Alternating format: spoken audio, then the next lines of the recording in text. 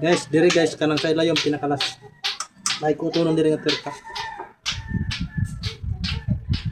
So kinahanglan lang magkuan. Gamit na tagsakit diri guys. Gracias. So ayan mga lods, magtataka kayo kung bakit tinanggal ko yung mga cover kung magtutune up lang naman. So ang dahilan ko dyan kung bakit tinanggal ko yan mga lods, hindi lang naman ako magtutune up dito. Ang gagawin ko dito ay unahin ko mag-tune up, tapos tatanggalin ko na rin yung starter dahil yung starter dito namamalya na rin. Siguro madumi na yung bindix drive, hindi na siya lumalabas pag nag-start tayo. At saka marami tayong gagawin dito mga lods, kagaya ng paglilinis ng mga sensor at saka pag tanggal nitong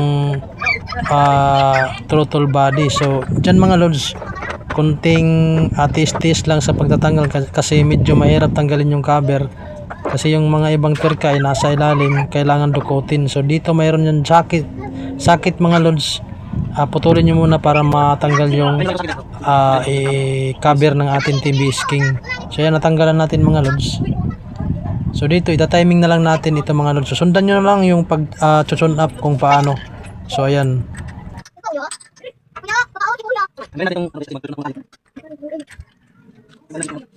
So kailangan niya pala natin tanggalin yung spark plug para hindi siya matigas ikutin, para madali tayo makapag-timing mga lods. So ayan, yung spark plug natin maganda naman yung sunog. Golden pa yung sunog, hindi maitim. Pag maitim na mga lods, may problema na yung atin siguro yung valve natin singaw or naghahalo yung oil at saka gasolina, kaya nagkakaroon ng ganyang sunog na itim or mahina ang kuryente. So ayan mga lods.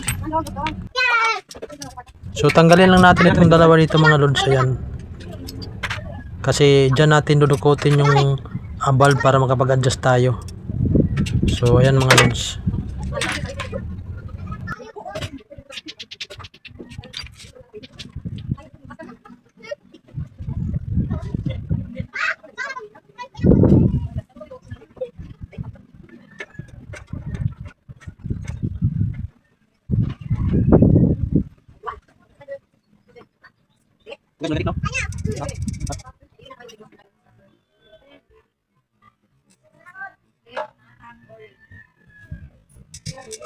Ito yung mga dito. Yan. So ito yung timing guys. Oh. Yan. Mayroon siyang tick. Ayan. Timing. Tapos mag-adjust na tayo dito guys. Dito guys sa intake, ang adjustment dito is 8mm. Tapos dito naman sa exhaust ay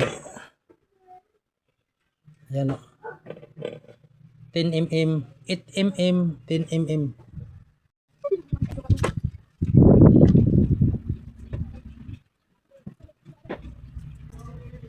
Ayan guys, 0.008.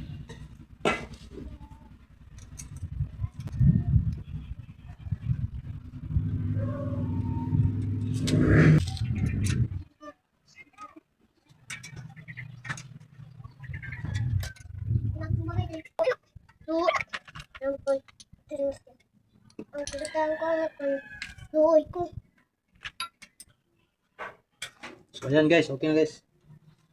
Wala na siya. Dito naman tayo sa exhaust. Sa exhaust 10mm gamit natin, 10mm. Kapitan lang natin guys.